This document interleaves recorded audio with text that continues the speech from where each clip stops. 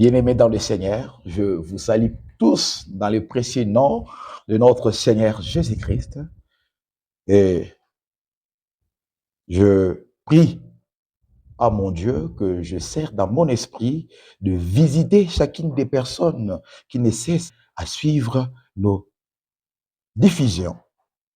Que Dieu puisse vous visiter financièrement, matériellement, physiquement, spirituellement, à tous égards. Eh bien, je sais que vous êtes nombreux qui nous suivez de partout. Je suis une réserve stratégique de l'Éternel. En fait, je ne veux pas agir parce que le monde agit, mais j'aimerais agir selon le Seigneur. Et voilà pourquoi, étant que cette réserve stratégique de l'Éternel, en ce jour, il permet à ce que nous puissions continuer à aborder ces sujets. Et j'aimerais un peu rappeler là-dessus. Nous avons y parlé sur l'introduction de l'énoncé de la vision stratégique.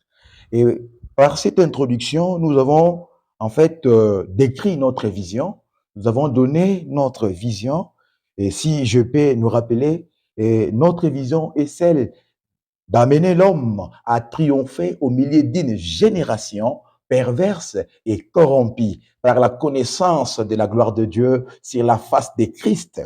Bien-aimés, en ce moment, nous voulons observer mutuellement les étapes de l'énoncé de la vision stratégique en vue d'une évolution glorieuse.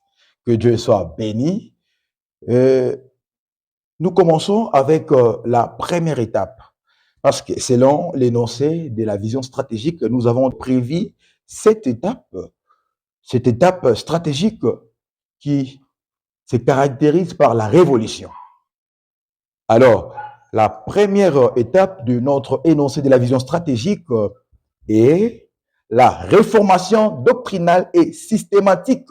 La réformation doctrinale et systématique, oui, bien aimé. Nous voulons donc apporter une réformation, c'est-à-dire une révolution au sein de l'Église. Notre posture actuelle observe les doctrines et systèmes pour une métamorphose triomphante et glorieuse. Alléluia. Que Dieu soit béni. Bien-aimés, je vous annonce, un changement profond arrive dans la vie de l'Église, la vie spirituelle et la vie sociale. Alléluia.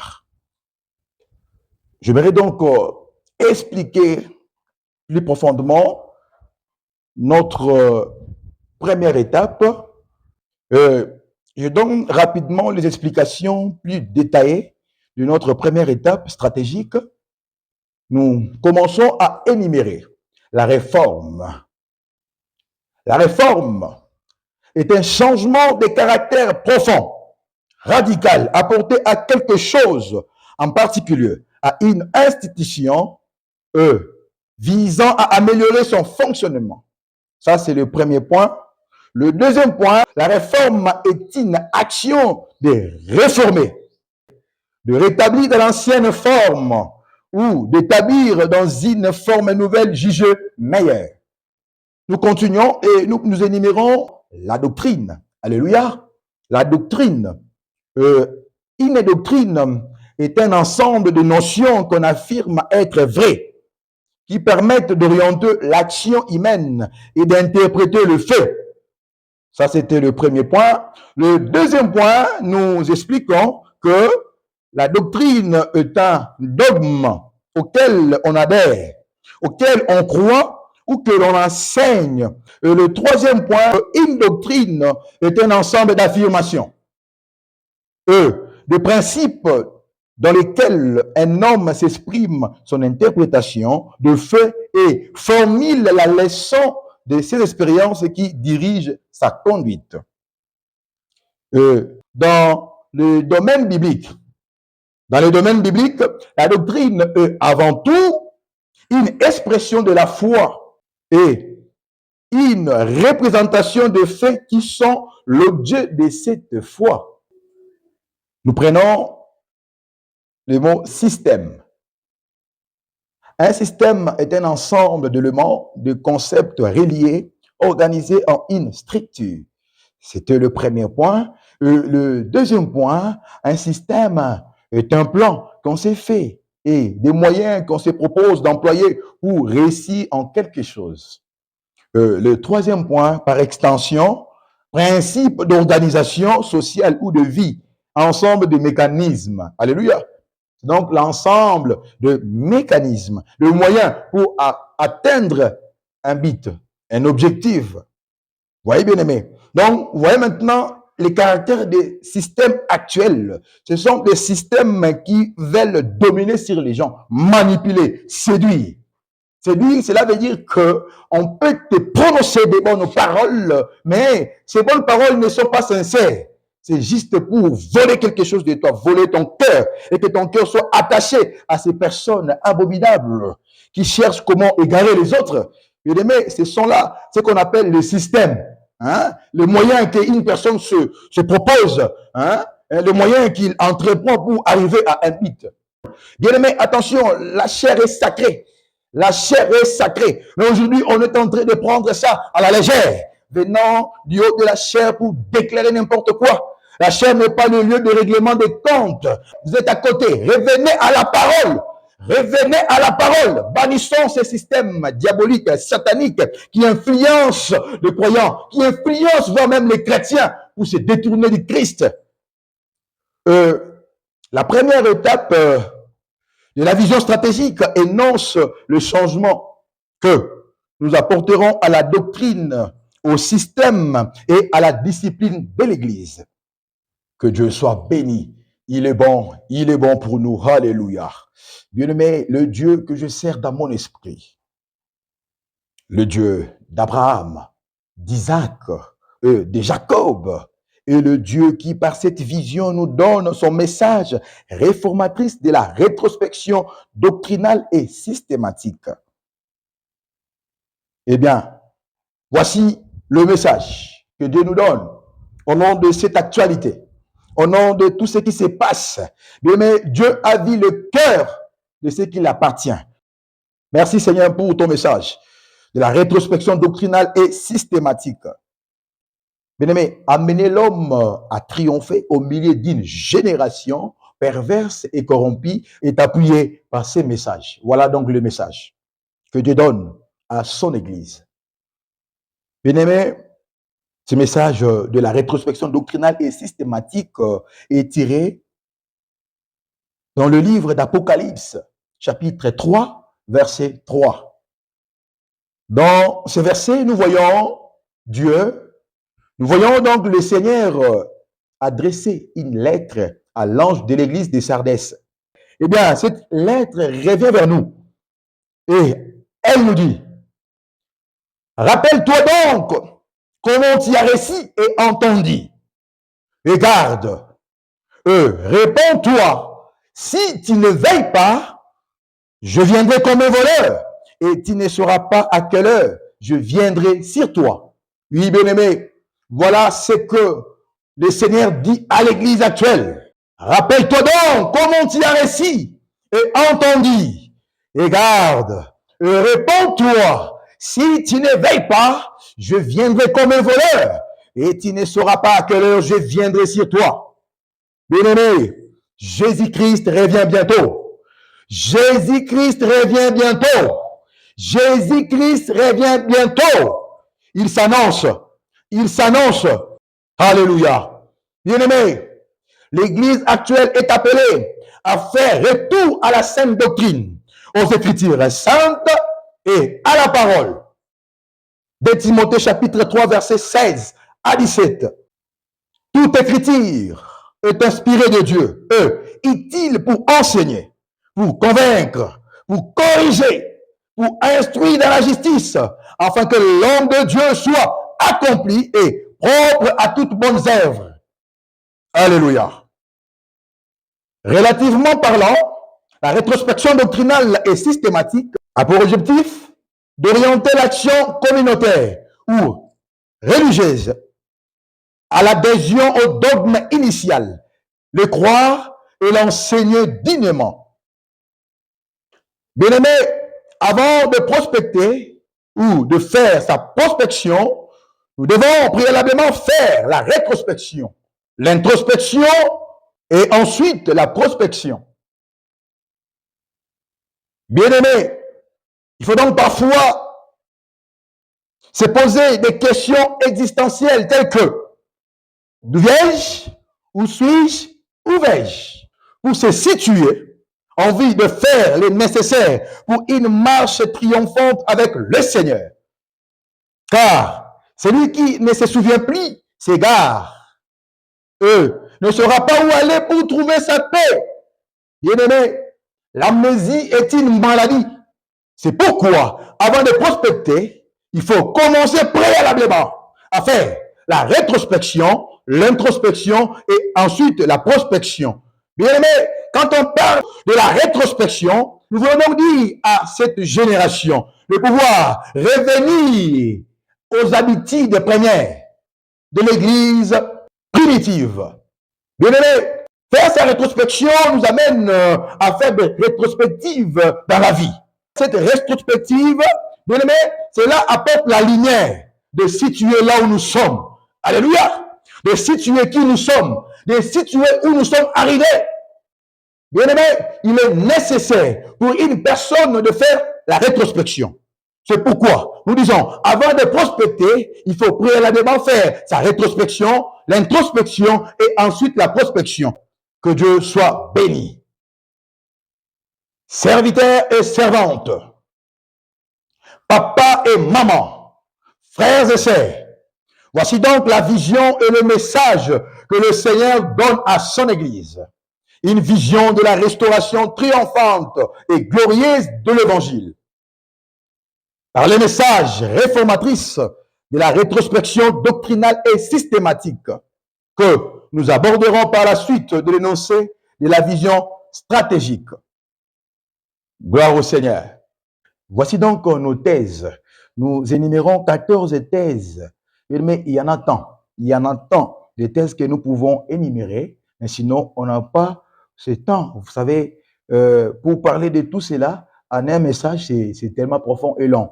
Alors, nous avons choisi de prendre ce qui est nécessaire pour, en fait, parler et orienter dans une vision qui amène la révolution. Alors, nous commençons avec le 14 thèse de la réforme doctrinale et systématique. La première thèse, l'emprise mentale des membres. Bien-aimé, le dérive sectaire se manifeste par l'utilisation des techniques de manipulation et d'endoctrinement pour influencer les pensées, les émotions, le comportement de membres, les plaçant dans un état de suggestion psychologique. Deuxième thèse, perte d'autonomie. Bien-aimés, les individus sous emprise perdent leur capacité à penser de manière critique, à prendre leurs propres décisions et à s'éloigner du groupe même si celui-ci leur cause du tort. Troisième thèse, rupture avec l'environnement. Bien-aimés, le dérive sectaire entraîne souvent l'isolement de membres par rapport à leur famille. Un. Et de deux, à leurs amis et leur vie antérieure, afin de le rendre plus dépendant du groupe ou de ce mouvement ou de cette église. Quatrième thèse, l'exigence excessive. Bien-aimé, le groupe ou le temple sectaire peuvent imposer des contraintes financières, des obligations, des travail bénévole ou d'autres exigences qui peuvent être dommageables pour le membre. Cinquième thèse, atteinte à l'intégrité physique. Dans le cas le plus grave, le dérive sectaire peuvent entraîner des violences physiques, des agressions sexuelles ou d'autres formes de maltraitance, comme des régimes alimentaires extrêmes, des jeûnes prolongés ou des pratiques médicales non approuvées. Sixième thèse, œuvres mortes. Les œuvres mortes.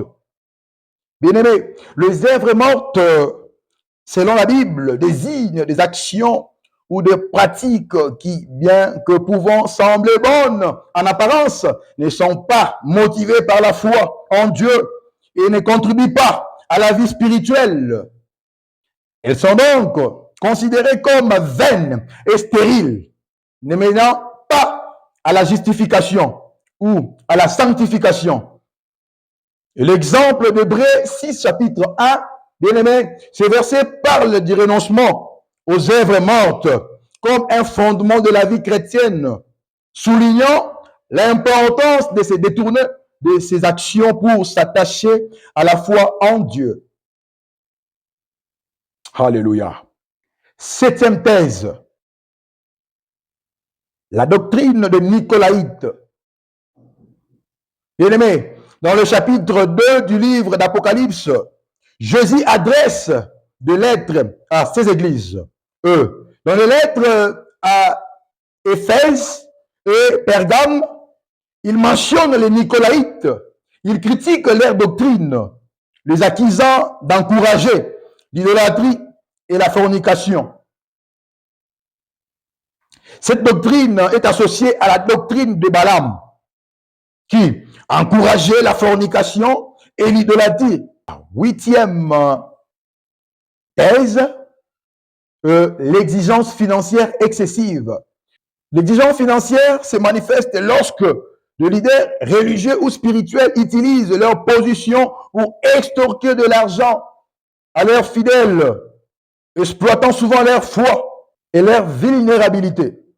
Cela peut se traduire par des pressions pour des dons importants, des promesses de guérison ou de prospérité en échange d'argent, ou encore l'utilisation détournée de fonds collectés. Neuvième thèse, pression psychologique. Bien-aimés, les fidèles peuvent être soumis à une forte pression psychologique pour faire des dons, souvent dans des contextes où ils se sentent redevables ou coupables. Dixième thèse, violence spirituelle. Utilisation de comportements coercitifs et contrôlants dans un cadre religieux pour manipuler et dominer le membre. Onzième thèse, habit des autorités spirituelles. Un dirigeant religieux ou un accompagnateur spirituel qui utilise son influence pour justifier ses comportements abusifs. Imposer des conditions défavorables ou pour manipuler ses suiveurs. Douzième thèse, exploitation de la foi. Exploitation de la foi.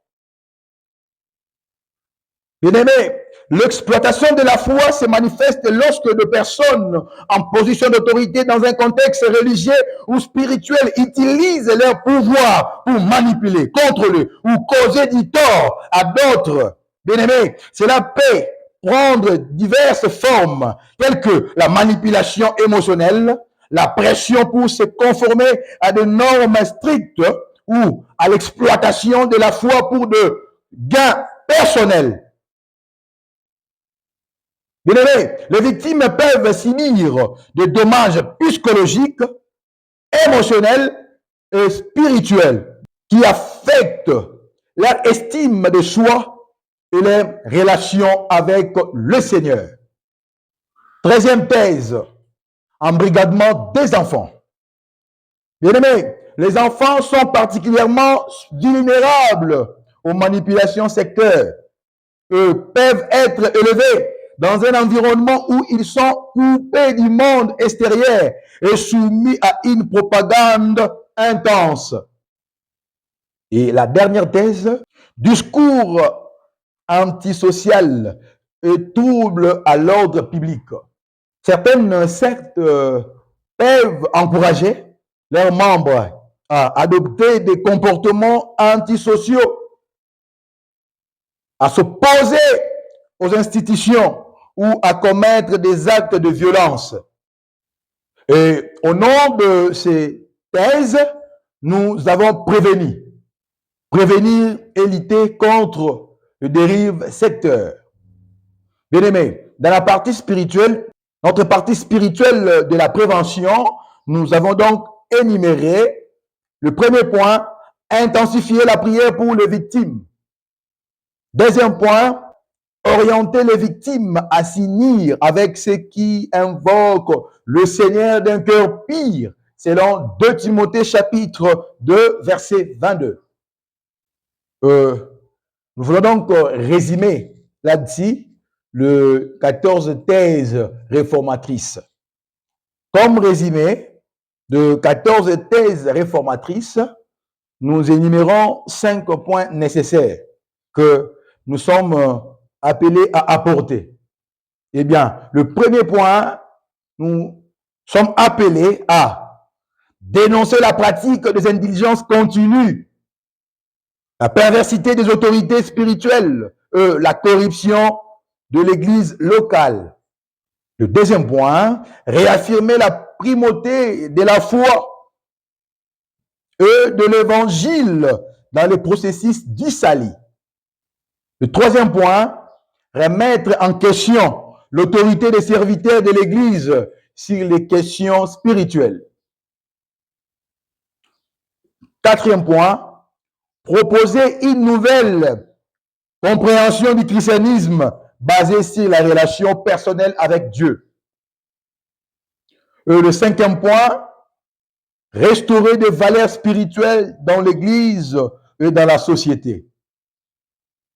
Bien-aimés, la lutte contre les dérives doctrinales et systématiques ne vise pas les croyances, mais les comportements qui portent atteinte aux droits et à la sécurité des personnes. Les dérives doctrinales et systématiques, appelées communément dérives sectaires, peuvent affecter n'importe qui et il est important d'être attentif aux signaux d'alerte. J'appelle donc l'Église, corps du Christ, l'Église universelle, à la vigilance et à la prudence face aux doctrines et systèmes de démons qui affectent et entravent le chrétien ou le croyant dans leur marche avec le Seigneur. Oui, bien-aimés, j'appelle à la vigilance. Soyez donc vigilants et prudents. Les doctrines des démons ont eu place au sein de l'Église, car depuis le deuxième âge de l'Église, l'Antéchrist avait fait son entrée. Et actuellement, nous voyons ceux qui pratiquent de la sorcellerie, de la franc-maçonnerie, de l'occultisme, du fétichisme, du maraboutisme et dans toutes sortes de magies. Bien-aimés, ils font l'ironie de condamner ces pratiques dans leurs enseignements et prédications, alors qu'ils en sont du nombre. Et les membres qui sont victimes de cette réalité s'assombrissent.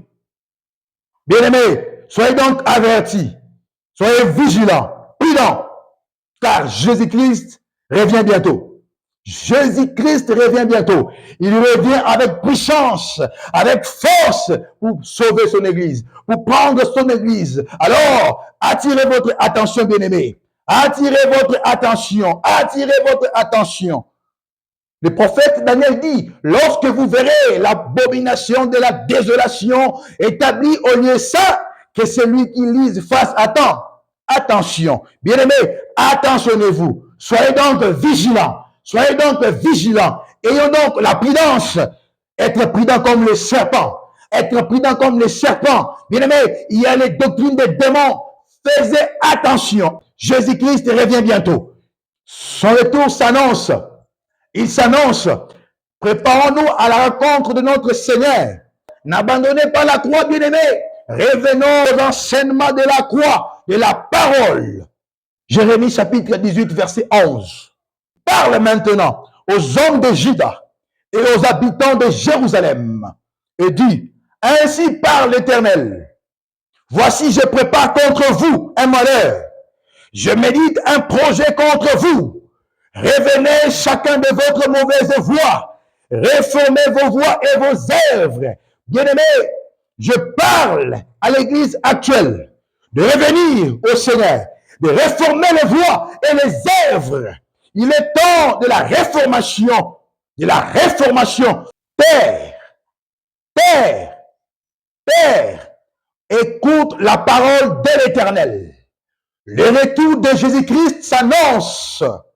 Revenez à la sainte doctrine. Retour aux Écritures saintes. Revenez à la parole. Approchez-vous de Dieu et il s'approchera de vous. Nettoyez vos mains pécheurs. Purifiez vos cœurs, hommes irrésolus. Ainsi donc, celui qui croit être debout, prenez garde de tomber. Dieu se lève, ses ennemis se dispersent, ses adversaires fuient devant sa face. Que l'Éternel vous bénisse